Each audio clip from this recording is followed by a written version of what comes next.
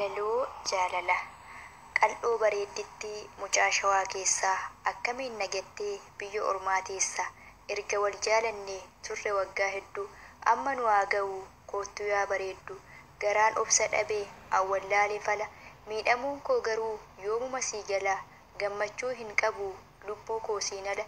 dafiitii naaf koottu miidhame si jala si wajjinan fedha jiruu biyya lafaa yaaddoof dhiphinni koo sumaan narraa afa halkan si yaada irribarraa ka'ee si dhiiseen jiraadhu waan fedhe yoo ta'e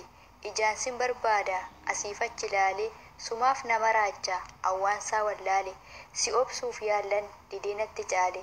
yommuun si yaadadhe halkanuu hin rafuu abjuun naan taphata jaalala keef safuu gaaf tokko ni darba gubachaa hin hafu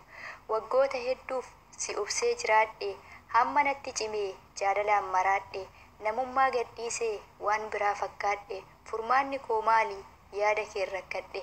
gaafuman si hargee qalbii koo na hatte si jaalachuu kiyya maali yoo hubatte wal dhageenya lubbuu yaadan tokko taana kan biraa hin beeku qalbiin koo si faana kaleessa waliin har'as waliin jirra yoomuu haddan ba'u bareedduu koo sirra hiriyaa ijoollummaa mucaa fuullee keenya anguma yoomitti fageenya irra teenya addaan baaftee beektaa wanta gaariif ama kaayoon kee guddaadha mul'anni kee cimaa of taatee jiraattaa murteeffattuu nama wanti namni odeessu gidduu keenya galee sirraa nan daangessu nan du'allee malee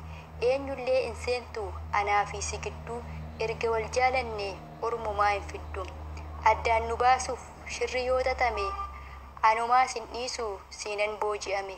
waa'ee kee tan yaada aduun baatee dhiitu galma koo nan ga'a jaalallis nan miitu kan qocaaf kaa'ame allaattiin hin fuutu dhukkuba addunyaa dhibee jaraa kana koronaa heeggadhu hin bahin mana walaloon koo asumarratti dhaabbataa waan na dhaggeeffattaniif guddaa galatoomaa hiriyoota keessaniif sheerii gochuu hin dagatinaa akkasuma yaada fi qeeqa qabdan immoo koomentii jalatti naa barreessuu hin dagatinaa isiniin jedha nagaatti.